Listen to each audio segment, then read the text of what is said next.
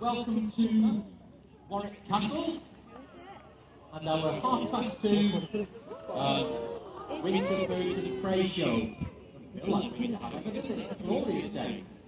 My name is David, and as promised, I've got 3 more birds that I'd love to introduce you to, and the first of which, this is Ernie. And I'm sure that you could recognise that Ernie might indeed be a type of owl. It's got those big forward-facing eyes and the lovely round faces. And he is indeed an owl, but he is not a species of owl that you would expect to find living wild here in the UK. Well, in my first presentation at 12 o'clock, you will have met William, the barn owl that I flew at the end of the show. That's a native species, but we've got all sorts of owls here. Not so many, 5, maybe 6. But we've got like barn owls, long-eared owls, teat owls. Oh, come on, kids, help me out. I've only got 5 species, but they're all relatively small in comparison to Ernie. And Ernie, this is the largest out of all the African owls. Not the nicest photo, that was it. His species name is the milky eagle owl. And as I say, this is the largest out of all the African species. But Ernie, he has absolutely no idea that Africa is even out there somewhere. Because in each and every show I present, I always like to make our visitors aware of one very important thing, and that is that none of our birds come from the wild. Yes, all of our birds are captive bred. And Ernie hatched out of his egg in an absolutely beautiful place called Wolverhampton. I'm sure there's something nice about it. You've got a fan over there, Ernie? So yeah, he's from Wolverhampton, and he's currently the oldest bird that we're flying here at the castle. A lot of people are misled by his teddy bear fluffy appearance, but he's 30 years old now. And I'm sure you might just be wondering, if he's already got to 30, how long can he perhaps live for? And being one of the world's larger owls, they do have quite an impressive lifespan. Certainly he could exceed maybe 45 or 50 years of age. So they're not for Christmas, that's for sure. They live a very, very long time indeed. And as Ernie's been doing this job here for quite some time, you might just think that Ernie is a true professional and he's absolutely brilliant at his job. And I would love to be able to agree, but he's not. With this type of owl, in terms of progression in the flying skill, it's not very good. He's just as useless now as he was 29 and a half years ago. And I don't mean that in a bad way. I love him dearly. But let me explain. So this species of owl, the milky eagle owl, if there was an award for laziness, he would win it every day. But that's just because his job out in the wild is just to be a rock or a part of a tree. He doesn't do any flashy soaring around or diving like falcons. He is a rock. When something runs by and they don't know there's a giant owl 20 feet above them, he jumps on them. Plain and simple, but very efficient. So Ernie, in the wild, does very little to nothing. Sadly, those habits follow him into captivity. So in these shows, it's really quite difficult to sort of try and get Ernie to do something really interesting. This is why we have these perches dotted around, because this is as far as he wants to go. So quite difficult to motivate an owl like Ernie. But I'm sure you might be wondering, well, how do we train them? Is it really difficult? It's not that difficult, actually. Because when we first got Ernie, he didn't look like this. He looked like a little ball of fluff, because he was about 2 weeks of age. Not even that, really, to be honest. And you train them from when they're owlets. It's called hand rearing. So when you look at Ernie, you see an owl. If Ernie was to look in the mirror, he'd see Brad Pitt. Because in his mind, he's a human being, you see. This is why he's so friendly around lots of different people. He knows you're not going to jump over this highly secure piece of rope and jumping into the floor, he's very comfortable in these surroundings, and that's because he's hand-reared. But how we train the birds to fly to us, we just use small pieces of food. So please don't think that me and Ernie have got some sort of a special romance going on. He doesn't really like me. And again, I don't mean it in a bad way.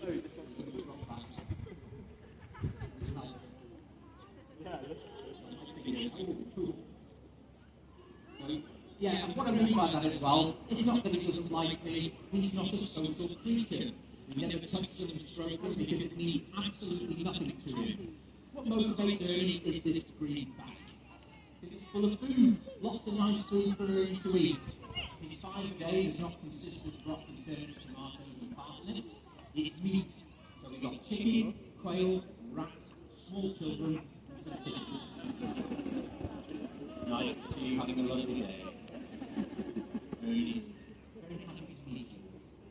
But it is the food. I'll prove it to you. So I'll put Ernie there and I'll show him an empty glove. Ernie, I love you.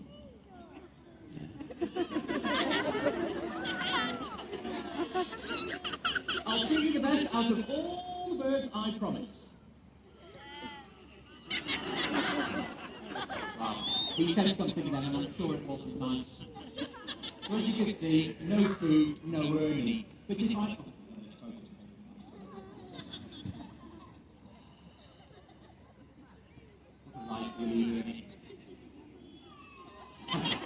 Okay, so I'll show him a piece of food, and then as you can see, like, you're actually all right again, I think. So yeah, show him a piece of food, and that's what encourages him to come along and land on the end of my gloved hand. Not because he really likes me, it's just because I show him a piece of food. But please don't think that, when you mention food, it might be easy to assume that we have to sort of starve him into submission. Most certainly not the case at all.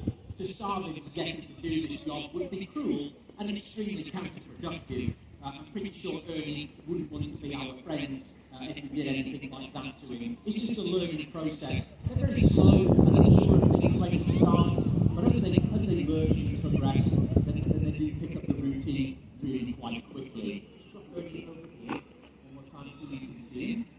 And then we're pretty much out of all of the smaller flying pieces. So as you can imagine, now Ernie's had all of his tidbits to come along and land on the end of my hand, we're sort of at a bit of a stalemate now because I don't want to keep doing this for another 15 minutes.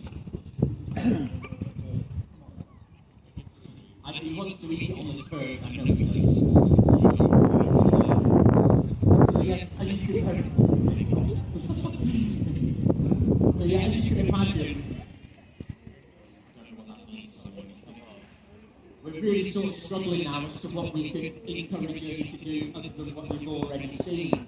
So a while ago we did come up for a challenge for Ernie on a daily basis. Would you like to see it?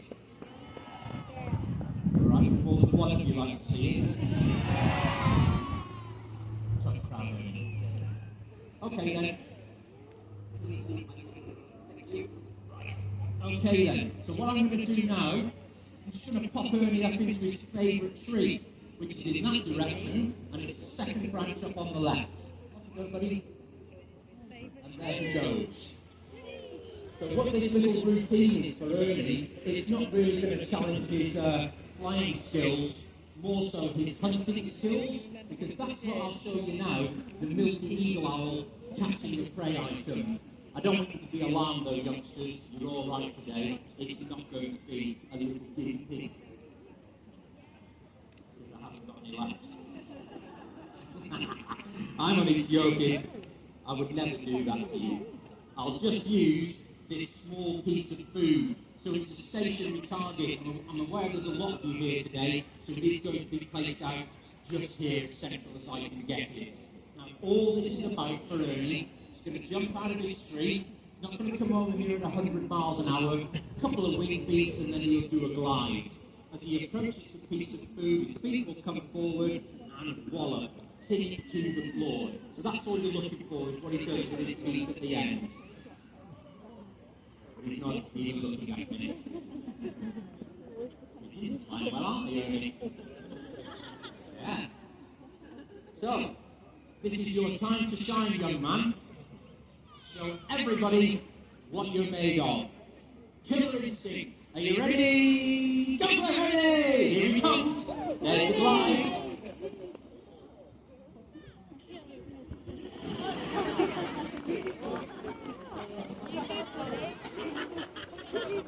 Useless creature. You saw it, but you proceeded to land next to it, bend down and pick it up with your beak. When you signed your contract with employment, it clearly states you have a campsite. I want you to look mean, and I'm sure that's really difficult with pink eyelids. Yes, not what we require, Ernie. Makes the saddest noise. Do you think he deserves an opportunity to redeem himself? Double embarrassment. Excuse me. Ernie, you need to go back to your tree. You're not getting a reward. Go on.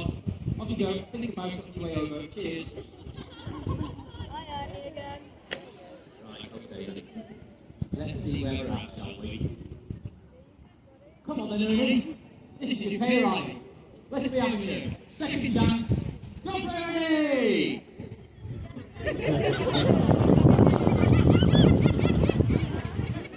God, you're rubbish. He's like trying to bend his neck around the tree. Alright, might have been a little bit hampered. Just one more chance. Trying it on today, isn't it? Second opportunity. Please set off. Go for it! On it comes! Let's see. Footwork!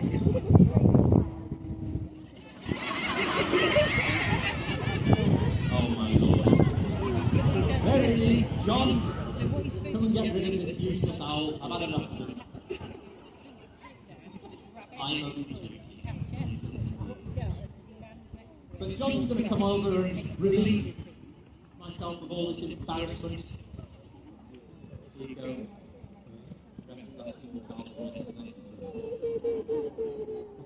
Not much left.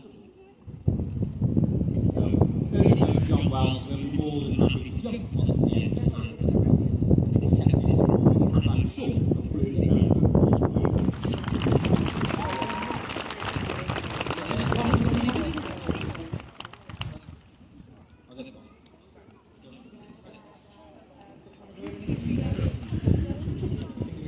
Right, moving on. The next bird is waiting here, patiently. We'll fly another falcon now.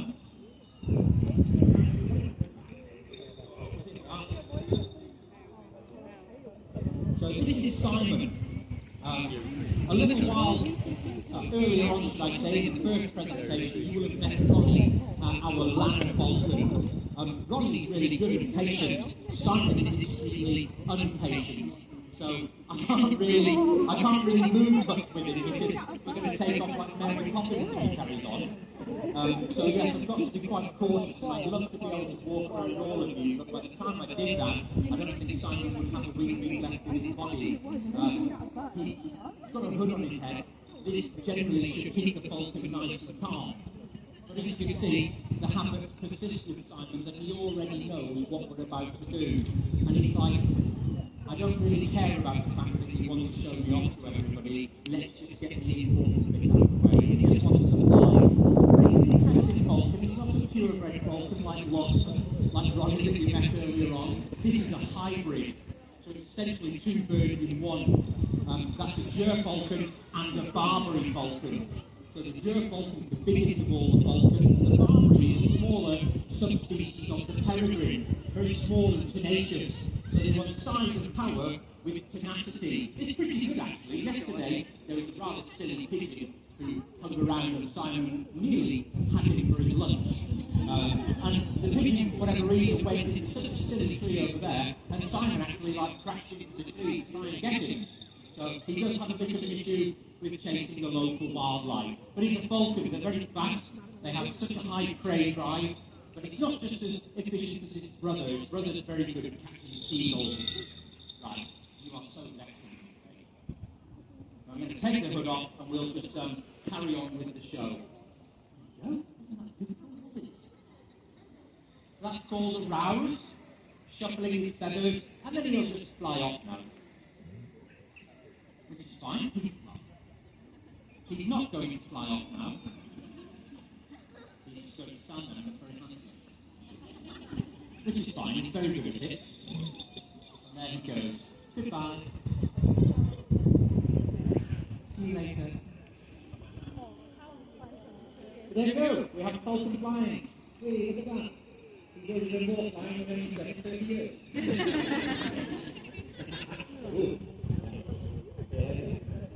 Thank you all for coming. This is quite normal for Simon. He usually has a good burn around first and make sure that there are no silly pigeons that need to sort of have a little bit of a wake-up call. The other day, there he is. We went that way and there he is now, look. He's soaring around up above you all. He went that way the other day and we lost sight of him for about 30 or 40 seconds and then we saw him out there chasing a wild peregrine falcon. Well, I think he was being chased actually. Just like so, here. But isn't he amazing in the sky? Look at the shape of them. Ooh. This is his usual area he likes to patrol. If there's any silly pigeons, like that one. And that one. But obviously he's not in the like that here.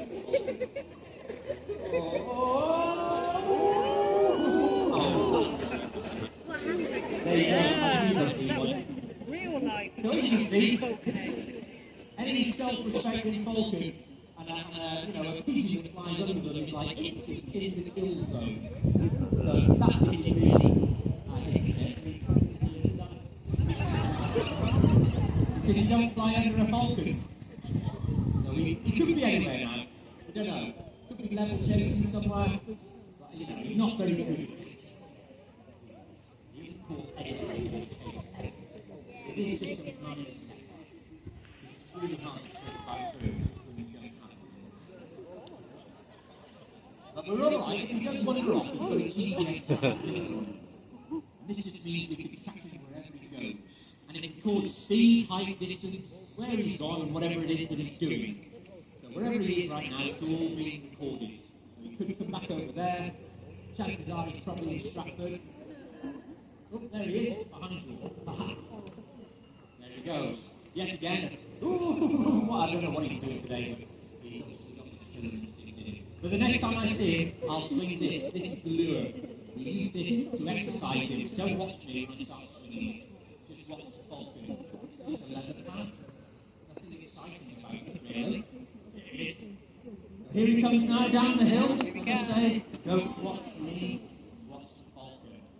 Now he should start to pursue this leather pad, just like he pursued that pigeon earlier on. He's going to assess the wind. Just to be good. What does he see?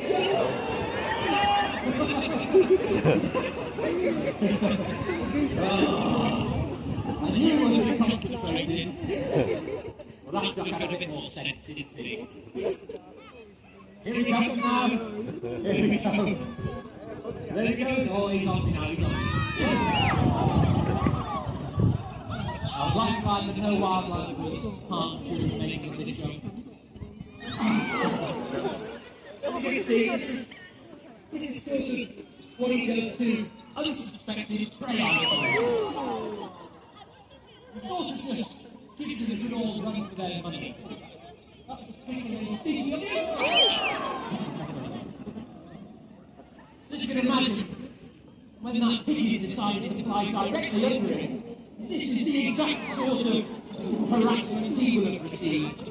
Spooked, dived out, repeatedly just terrorised, to the point of where he makes a mistake. And thankfully he didn't. Oh, I hate it when you do this. Watch the tree. I'll let him go past once more. I'll let him have it now. He's worked really hard. Here we go. Well done, Simon. Oh, well done.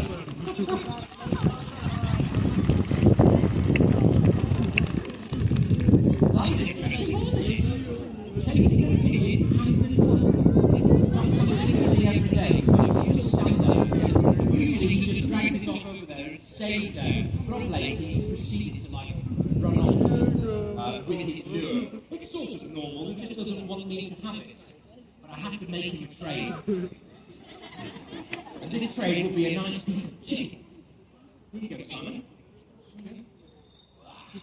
So as you can see, although he tried to catch the lure with just as much vigor as he did pigeon, offering a nice piece of food, it gave it up quite easily. And what I do now, whilst he's eating this, I just walk him back over to the box, where he can eat in peace. That was interesting, wasn't it? It's the first time he's ever shown any interest in it. There we go. We obviously got it second sight.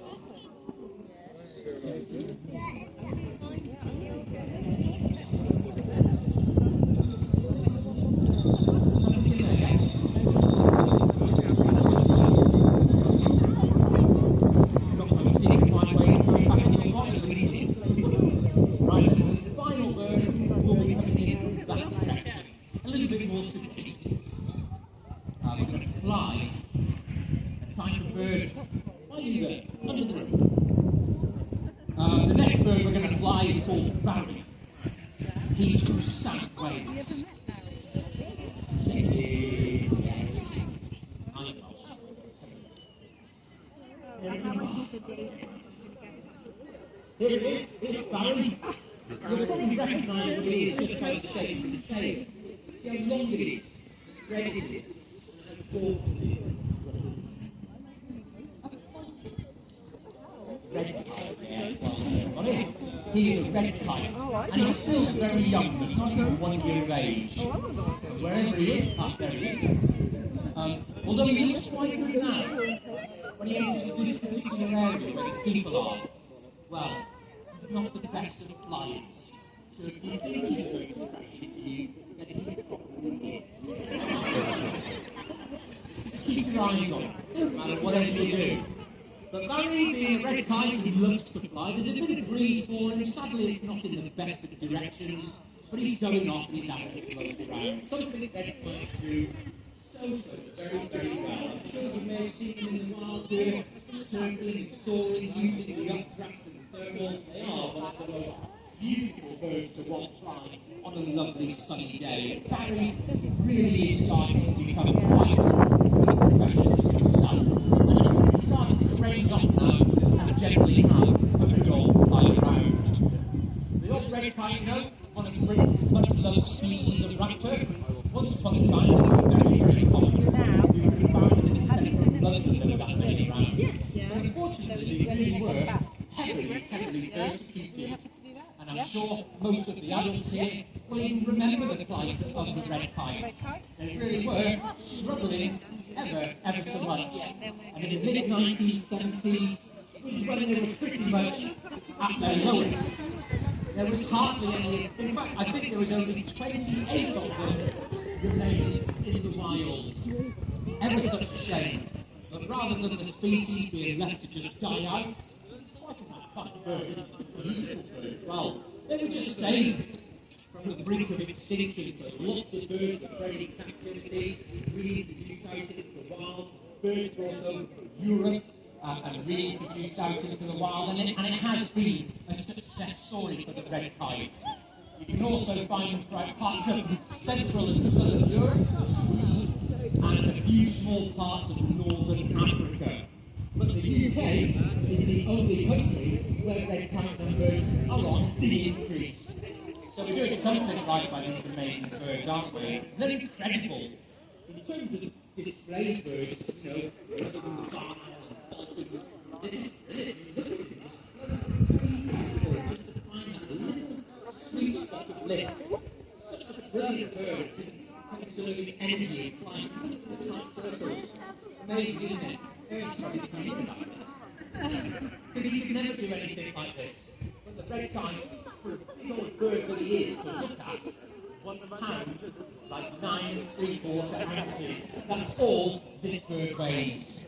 When you see him soaring around with those big wings and that big tail, he's not dragging any weight around with him. He's light as a feather. But we throw the food up for a bird like Barry, because I don't want him on the hand, because he's absolutely horrible. He does bite, I'm not going to deny it. Brilliant at biting and scratching, so we need to keep him up there away from us. All the sharp bits are us covered, all the time. But we throw the food up to them because it's extremely good flyers. I'm cheating a bit today, rather than come down a bit and try. It's much easier. If he comes down a bit lower, then I really do try and challenge his agility. Sometimes I throw him off to the side now. The other day I got really lucky because it was so windy. I'm not sure it was luck. It was a pure fluke.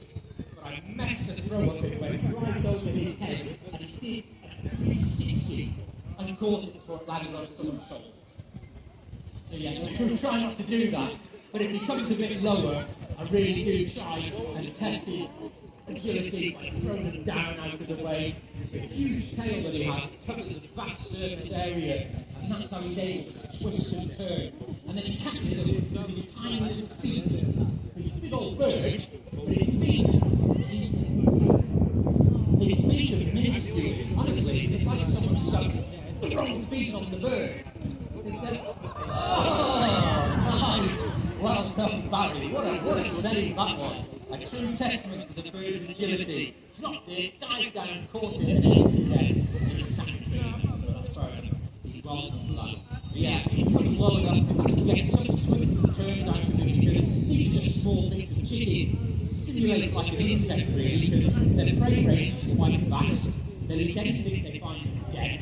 The biggest sort of thing they can catch is like a half-grown rabbit, but rats, voles, shrews, mice, grubs, bugs, beetles, red sausage rolls, steak bakes, ham and cheese sandwiches. Honestly, they do eat a lot of human food. If you are eating, keep it to yourself though. I don't want him understanding that at all. But it's not good for them. Too much salt in it. Whenever he catches a rat in the wild, he never thinks it requires seasoning. So yes, it's not good for them at all. But they catch insects like damselflies, dragonflies, and mayflies, and you know how fast a dragonfly is, flying around a little surface of water. When they get twisted and turning, they just can't evade them, and they do catch a lot of damselflies and dragonflies. There you go. You can just tell, can't you, by the turns he makes. Oh, damn! I couldn't make it easy. Time to go. It's getting difficult to keep them away from him. Right, two more. Let's see if we can just finish off this show whilst you're on the wing. Come on, Baz. I know you're getting tired. I can see your wing feet are a bit more laboured. Come on, that's it.